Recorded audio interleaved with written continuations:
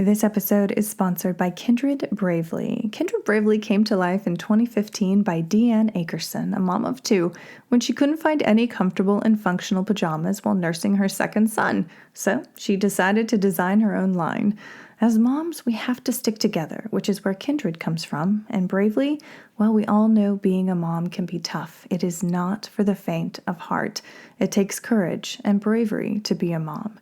And at Kindred Bravely, they are devoted to making life easier for pregnant and nursing moms, from breast pads and non-skid socks to nursing bras and pajamas. And I might not be pregnant or nursing, but I can advocate completely for how comfortable their clothing is. I wear the cardigan almost every single day, certainly around the house. And I gifted my sister some leggings. She is pregnant with her third child, and she is absolutely over the moon for them. She wants me to get her some more. So you can get your own and save while you do by using my code UNSTRESS20 to save 20% off your purchase at kindredbravely.com.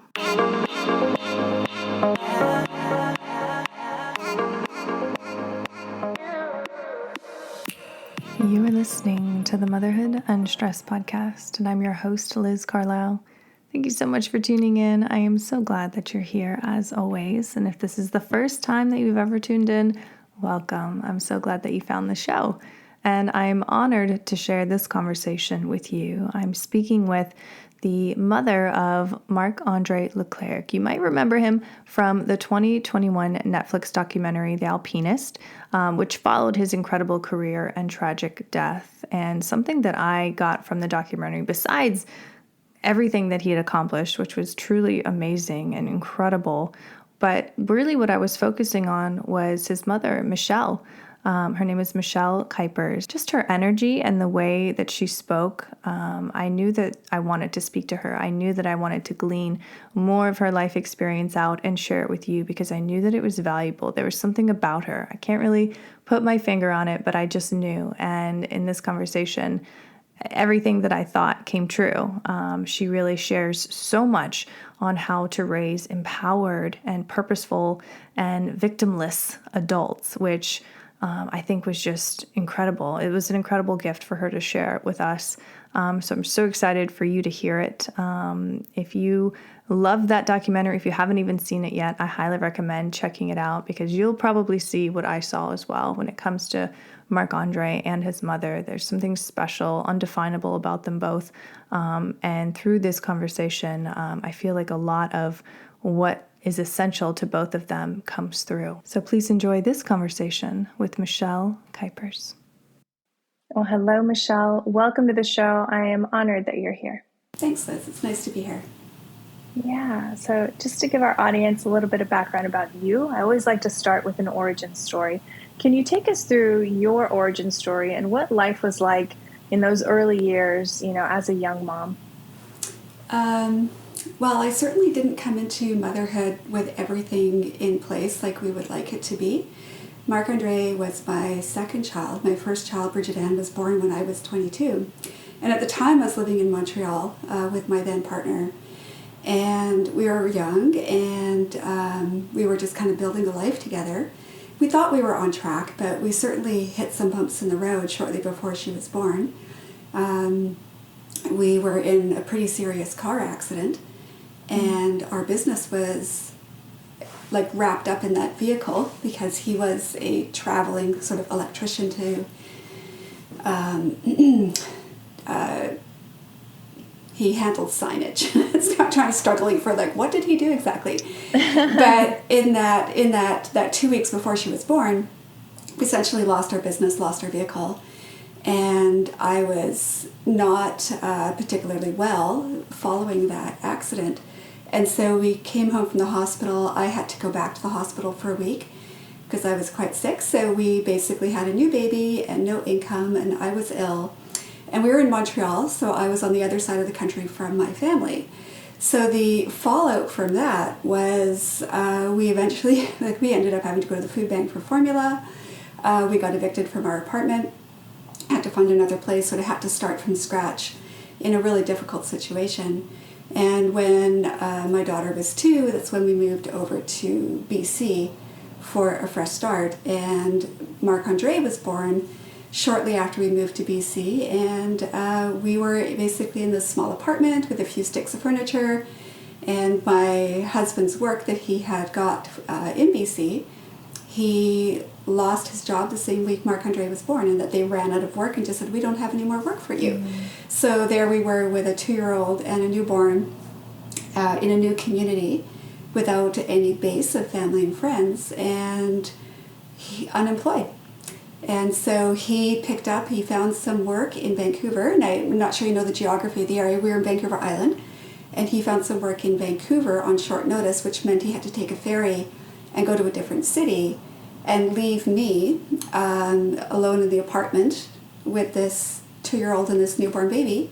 And I was sick. I had a sinus infection, which I'd never had before in my life, and figured out really quickly what a sinus infection is. So, I know the title of your podcast is Motherhood Unstressed, but I have to say, like, my introduction to parenthood was actually quite traumatic, and it was something that, I had to come back from as a parent, and not have that take away from my capacity to love and raise my children. God, what did you do in those early days? Because I feel like so many mothers tuning into this know exactly, not your exact story, but know the struggle, know the fear that all new mothers feel. Am I doing enough? Am I being enough? Am I doing a good enough job? Like, we've all felt that, and it's deeply scary. What did you do to climb out of that, to get to where you are now? Even, when Marc-André and your daughter were older, what did you do to heal yourself? Well, I think healing is a lifelong process, from the traumas that we experience.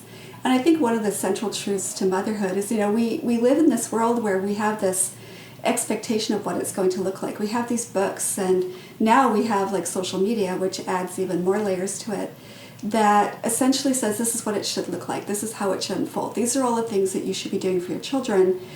And so we have these expectations, and then we have children, and then we have to raise them in real time as life throws whatever it will throw at us that we could not necessarily expect or plan for.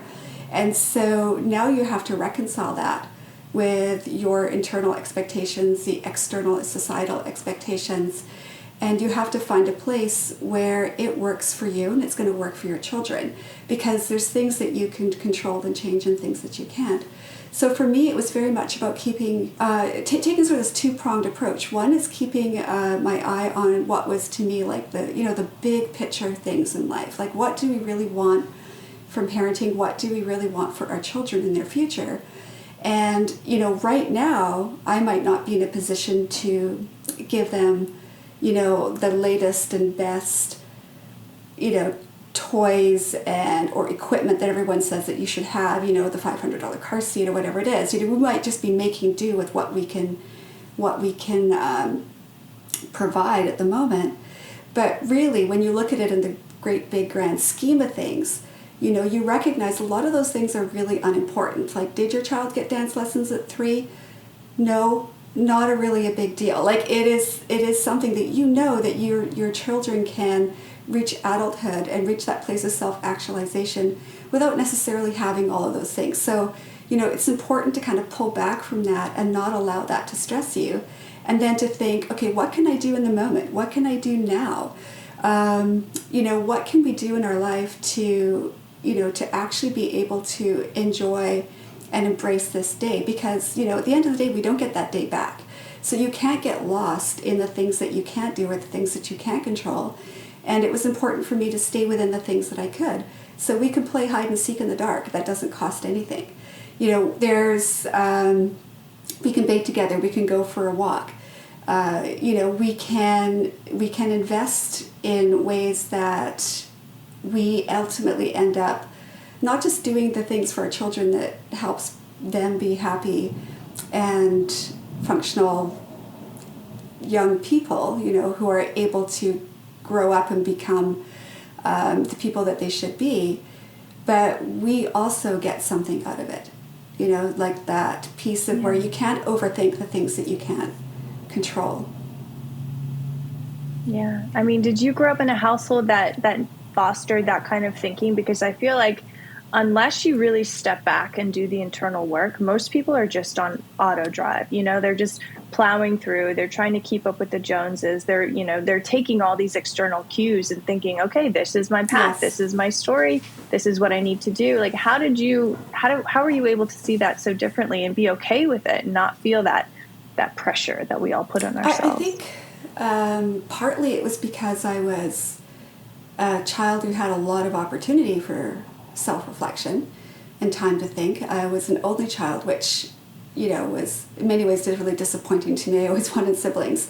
But outside of that, I had a lot of freedom. So I was originally from England. We moved to South Africa. We moved back to England. Then we moved to Canada. And then once we were in Canada, when I was in about grade 2, we picked up and moved to this small northern community in northern British Columbia. And this was one of those communities like the 1970s, March of Progress, where the forest industry had moved in and they built a big dam. And so it was all young families that moved up there, had been enticed up there by the local mills to come and settle in this community. And, basically it was like in many ways a feral child. Like we had total freedom. We were outside, summer, winter, day and night. And my parents, really, they had fairly high expectations in terms of general behavior. They were British, so, you didn't disrespect them and you respected them. But aside from that, I had a lot of intellectual freedom and a lot of physical freedom. So I could read whatever I wanted. I spent plenty of time in the library and with my nose in books. I could choose how to spend my time the way I wanted to. So if I wanted to spend the whole afternoon drawing pictures or working on some other project, I could do that. Or I had the physical freedom to go outside. So that lent, for me, a lot of opportunity just to think, just to have that capacity to determine, what do I believe in life? And I think there's an element of that balance, that we need to search for between busyness and downtime, because that downtime is what allows you to really process.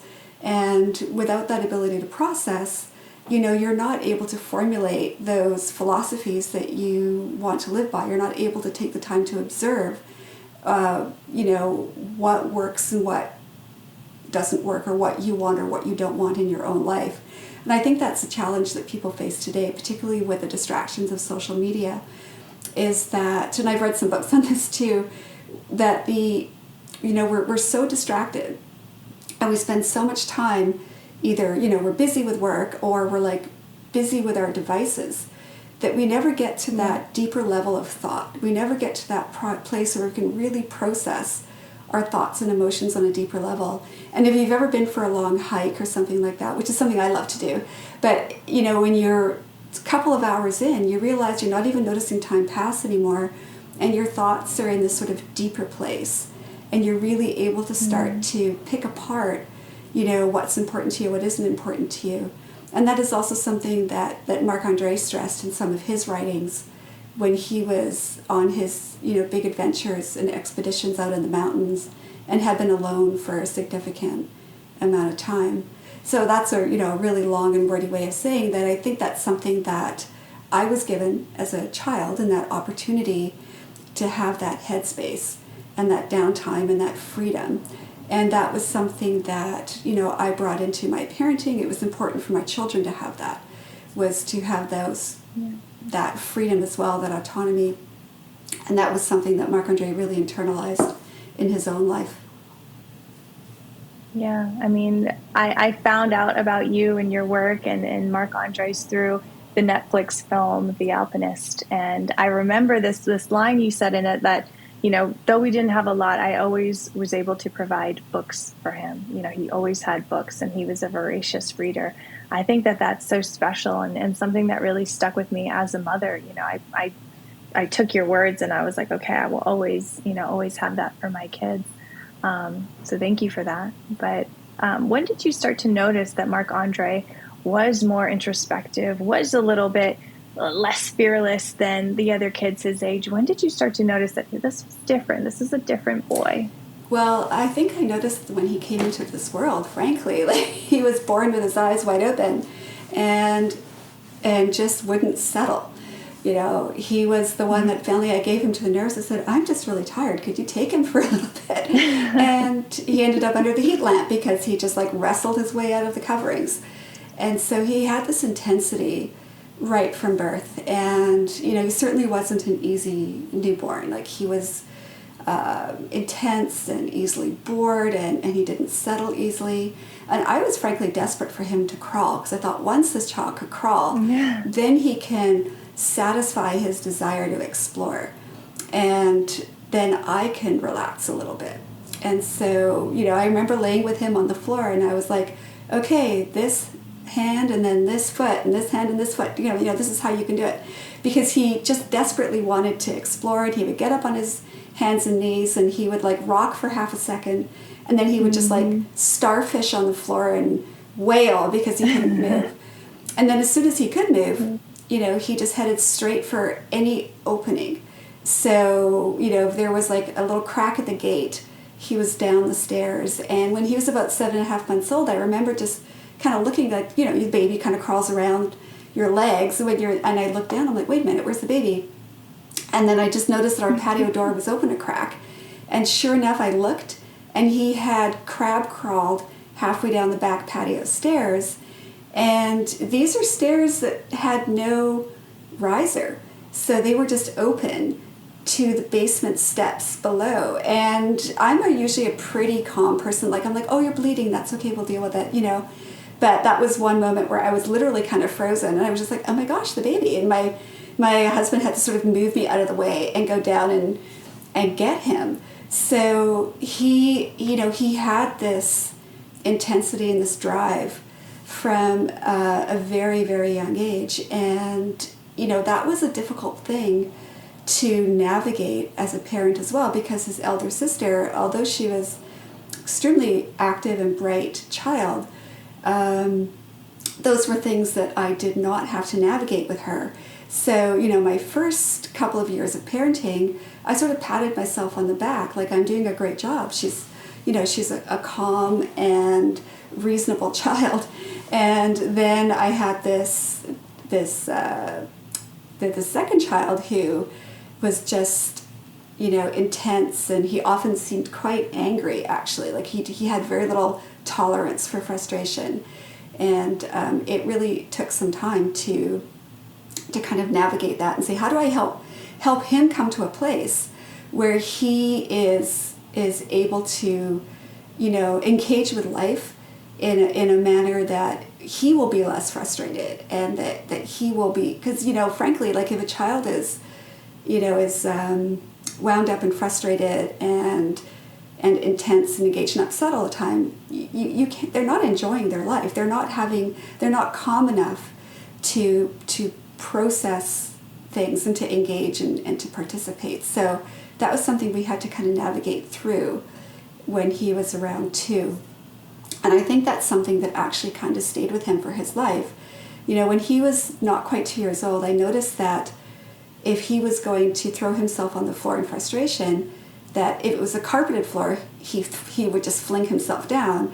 If it was the lino, he would sort of get down carefully and then yell. And I was like, wait a minute, there's an element of control here. So he was quite a bright kid, and I said, every time that you throw yourself screaming on the floor, you're sort of going to have to go to your room until you calm down. Then when you've calmed down, we'll come out and we'll carry on. And, he learned really quickly to start to exercise that a level of self-control. And he started to say, I'm feeling frustrated about that, or I'm mad about that, instead of just throwing himself on the floor. And so that was a really good starting point to say, okay, now we can really engage, in a relationship. I can take you out into the world. I can read you books. We can play games. There's all these things that we can do, because at least, he had come to a place of being able to kind of control and channel that energy. And, of course, that's something that developed throughout his entire life. But by the time he, was at where he was in his profession in alpinism, that was a huge part of who he was that capacity, like he said in the film, to keep it together and carry on, no matter how crazy the situation is. And I think that's such an important thing that we need to give our children, is the, that capacity to exercise and internalize resiliency and self-control and self-soothing techniques so that they are not overwhelmed by life, and so that they can channel their energy in a positive way to get positive outcomes for themselves. I think what you just said is so, so important, especially now at this time in history. Could you give our listener one key thing that they could do to start expanding their own children's ability to process these heavier emotions in real time? Well, that's a really loaded and layered thing. I mean, I think everyone's situation is different too. I think for some parents, their situation is maybe not quite as difficult as others. So you have parents who perhaps they're also dealing with severe financial stresses. Their job dried up during COVID, and so they're trying to support and help their children, but there's very real financial stressors going on in their own life. There's parents dealing with, relationship issues. The pressures of COVID has intensified existing relationship issues. And so again, they want to support their children, but they also have this really difficult dynamic in the relationship that they're in, and then there's, of course, parents who have children who are less resilient, or they might be somewhere on the spectrum, or, there's other things that make that child definitely more impacted by what's going on. There's children who've lost more than other children. So children who are involved in like team sports and activities where they were always together with their peers, saw those activities dry up and go away. Whereas maybe, if your child was sort of a reader or someone who liked arts and crafts, or, more solitary type pursuits, it was less impactful for them. So I think first, we need to analyze, just because the messaging out there is like, this was awful for everyone, it's like we need to ask ourselves, so was it really awful for me? Was it really awful for my children? And if it really wasn't that bad, then one, we don't want to communicate to them that, oh wow, you've just been a terrible 2 years. Like if it really wasn't that bad, we don't want to generate anxiety, or a sense of having been robbed of the joy of life if that really didn't happen. Now, if that is happening, then I think for sure it needs to be acknowledged.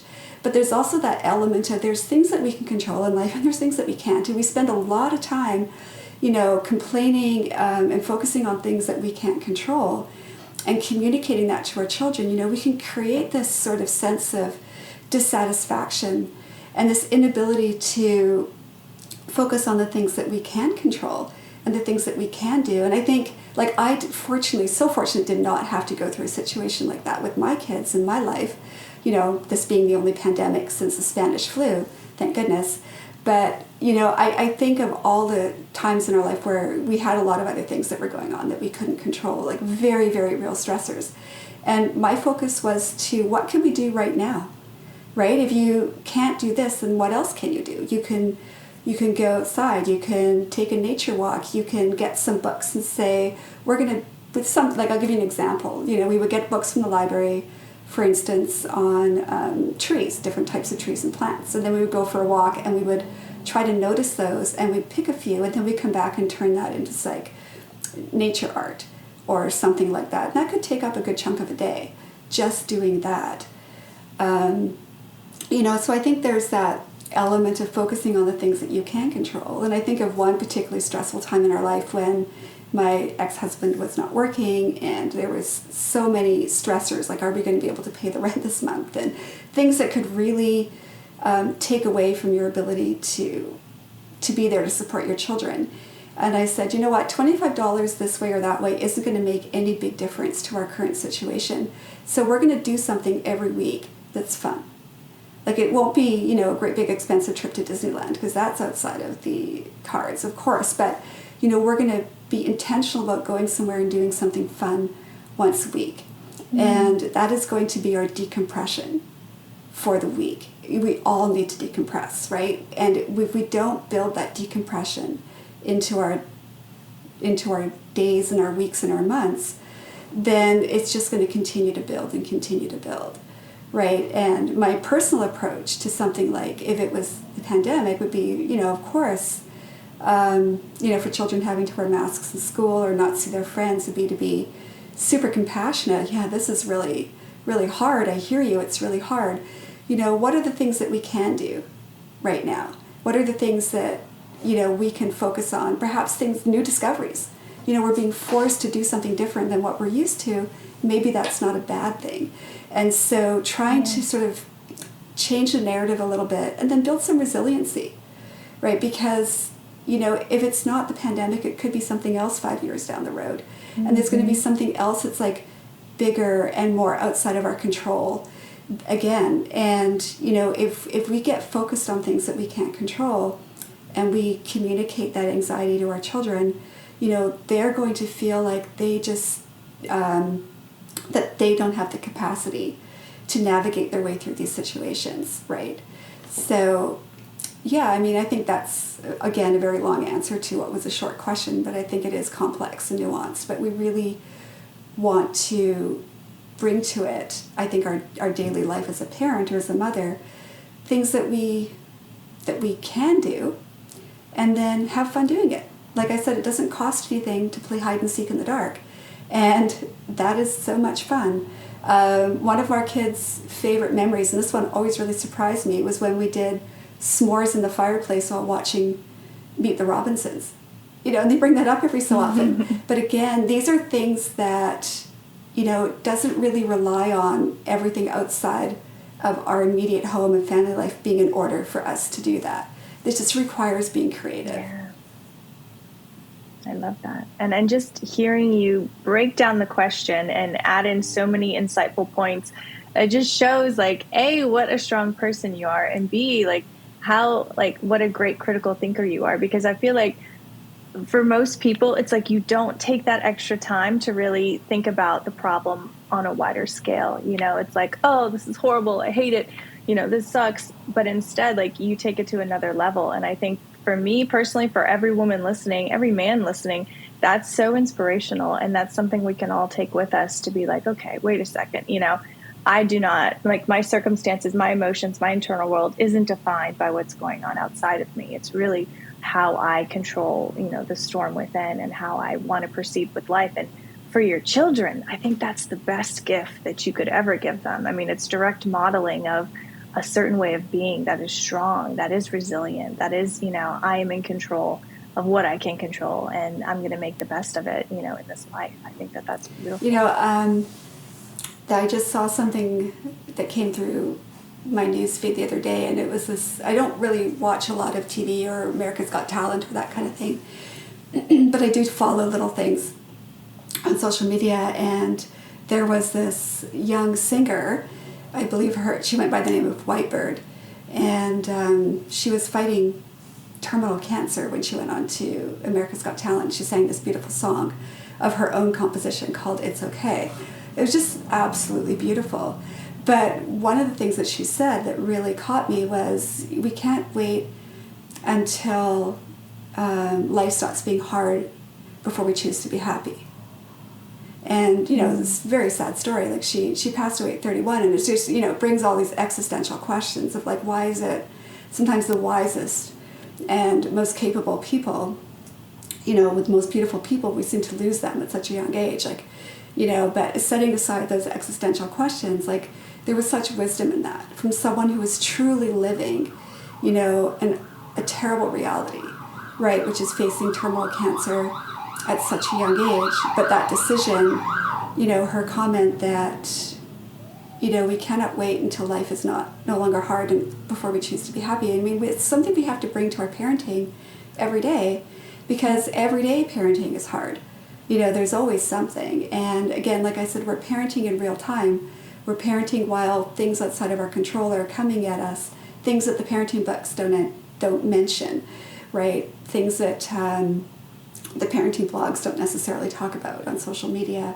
But again, if we wait for everything to be, for the hard things to pass before we choose to be happy, we'll probably never get there, right? So you can still find that happiness within the midst of all the difficulties. You can, be on the floor laughing with your kids over some silly game that you're playing, even if you don't know how you're going to pay the bills, even if they have to wear masks at school, even if, there's things happening in the news that kind of freak you out. You can still have, those moments of happiness. And those are the things that build resiliency in your children. They build memories in your family. And those are the things that you're left with, right? Ultimately, at the end of the day, right? Those are the things that you end up treasuring. Yeah, absolutely. What memories really stand out for you, about Marc-André? Things he said, things that maybe nobody knows about that you just always will hold with you? Well, it's really hard with a film that focuses on, it's 90 minutes of someone's life and is focusing sort of primarily on, his accomplishments as an alpinist. Of course, they can't show you the entire person. And he was a highly intellectual person, very, very bright kid who graduated high school early at 16. He was very funny. He had a great sense of humor. And some of the things I remember, great memories I have with Marc-André would be the times that we just spent together talking. He had such an active mind, and he just wanted to talk about all the things, all the time. And because we walked a lot of the time, that lent us a lot of time to talk. So we would just be walking and talking, and he would be pulling questions and ideas out of the air. And he always took quite a while to kind of work his way through to his own conclusions. And that's something I learned fairly early, was like, he was not a child that you would tell him what to believe. You didn't just say, this is how it is, because he was a thinker. And so, he would ask questions and he would ask more questions, and you would just continue to provide information. And the more you would try to say, pressure him and say, this is what you should do or this is what you should believe, the more he would resist that. And, I think that was something that, as a parent, I had to notice and respect, right? And I think that's, those are beautiful memories, but it's also something that I really learned from. And that's something that I took into his later years, as he was transitioning into his teen years and his young adult years, was that this is not an individual who you're just going to direct him what to do or what to think, because he is going to come to his own conclusions. He does need that space to figure things out for himself. And if he had, people say, well, how could you let your child go out and do those things? How could you let him go out and climb mountains and go out into the forest and whatnot at a young age? And I said, well, I could have tried to stop him, but that would have just forced him in another direction.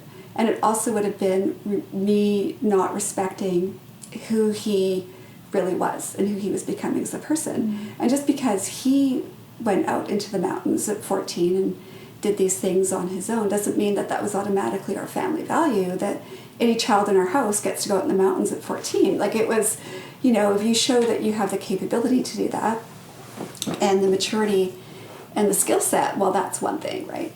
So, in terms of all of these memories kind of tie into this like larger story of his life. I have memories of us sitting around the kitchen table and him telling stories and us just like laughing so hard, right? Or one memory I have, this is sort of a shared family memory, is we would always have dinner together, and the kids were always like so keen to talk about whatever's going on in their day, whatever thoughts they were having. And so there would be this constant chatter around the table, and they would get impatient waiting for the other one to finish so they could say their piece. And so I had this brilliant idea that I had seen somewhere. I'm like, we're going to have a talking stick, So if you have this talking stick, you wait, you say your piece, and then you pass it on to the next person. I'm like, this will help with the interrupting.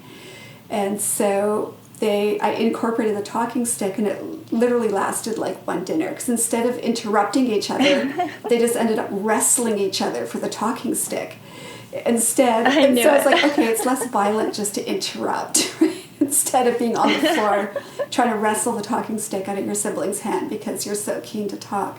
And Marc-André's going to win. I mean, come on. Well, actually, until he was about 17, his sister could easily kick his butt. I love it. That's hilarious. Yeah, and she regularly reminds him of that too. She's like, I could kick your ass until you were like 17 at least. Yeah. Oh man. I mean, have all of these memories and just like being a mother, like how has being Marc-Andre's mother changed how you live your life now, or has it? I think being like all of my children have changed me significantly in different ways. You know, I would say about my older daughters, I want to grow up to be like her one day. You know, she's just an incredible, incredible person with a massive heart for others. And my youngest has completely challenged me in so many ways in terms of like, you know, how I view people with disabilities, or how, you know, I understand the arts and that sort of thing. With Marc-André, you know, I recognized early on that just because we have the role of parent, it doesn't necessarily mean that, you know, we are smarter, wiser, or more capable than our children. And, you know, when he came to me at 7 years old with a drawing, he'd actually woken me up from a nap. He's like, I drew you a picture. And I'm like, oh, that's odd. You're not really artsy. And I'm looking at it. I said, what is it? And he said, it's the ionic bonding of atoms. And I was like, oh, I think that's chemistry. You'll have to explain it to me someday. And so one of the things that I learned is that, you know, through Marc-André in particular, that it is okay for our children to, what's what I'm looking for, they kind of like exceed our abilities or our capacities. Like by the time he was 13 or 14 and he had really started to branch out and go into the mountains on these trips, I was really honest with him. I said, you're so far beyond my ability to be a part of this. It's not like, you know, the hockey mom or the dance mom where you're driving them everywhere and you're kind of controlling it. It's like it was completely outside of my scope to have any part of it. And so his dad and I coached him and said, like, this is where you have to make those decisions for yourself. You have to not just follow people into dangerous situations if it doesn't feel right to you. You know, you have to follow your instincts, and you have to understand your own skill set and take responsibility for yourself if you're going to go and do these things with people that we don't even know who they are. I can't tell you if that person that you met on that climbers forum is a safe person to climb with or not. That's a judgment you have to make for yourself. One of the things I learned from Marc-André as well is that, you know, relationship is everything. And, you know, if I had tried to hold on too tight, I would have just pushed him away. And so when he went to Patagonia and he was going to be there over Christmas, I was like, that's fine.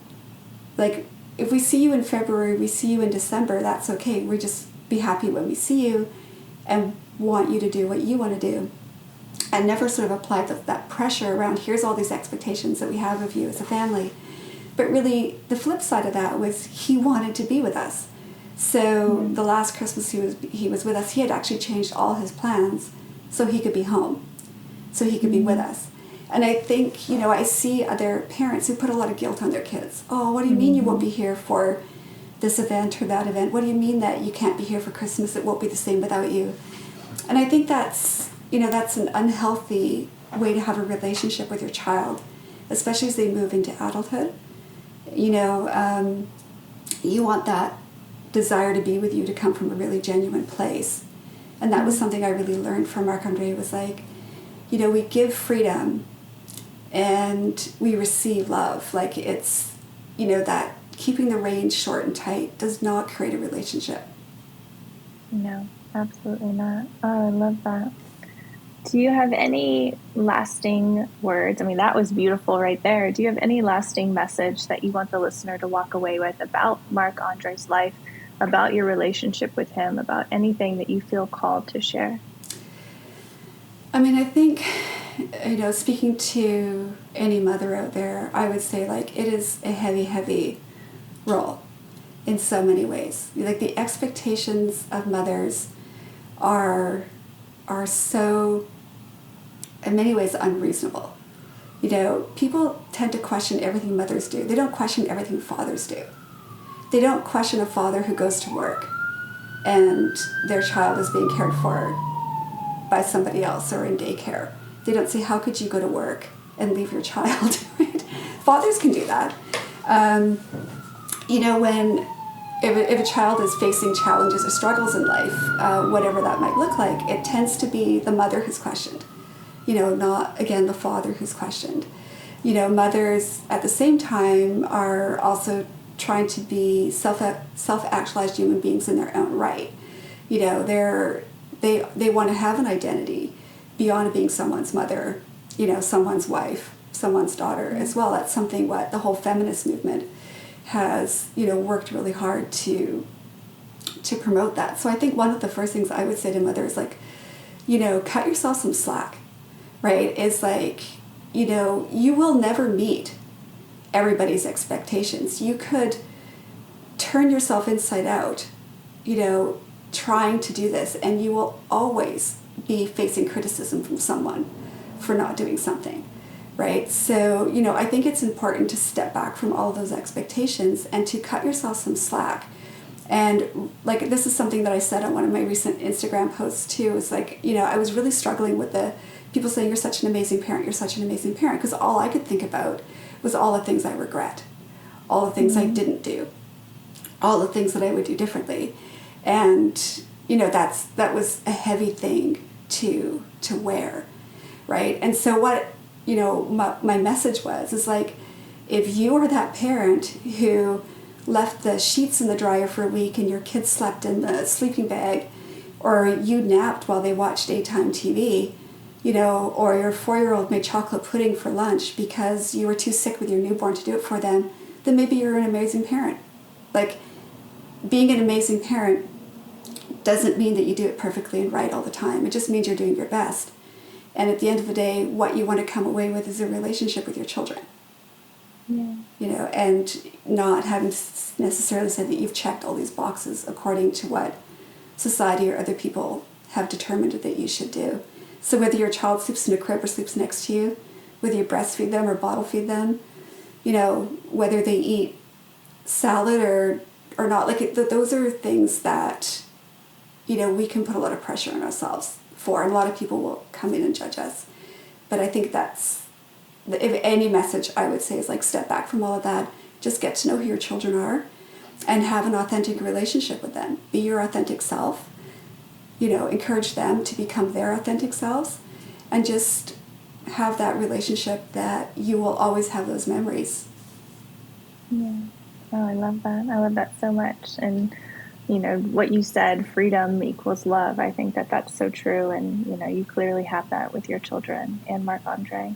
For the listener, where can they find out more about you and watch the film? Well, if you want to watch the film, I know in the States it's on Netflix, and in Canada it's on Prime Video. Michelle, thank you so much for your time. Thank you for sharing your wisdom, your personal motherhood story. Truly it is an honor to have you here. So thank you. Thanks for your time too, Liz. It's nice to meet you. You have been listening to the Motherhood Unstressed podcast. Please remember to rate, review, and subscribe to this podcast.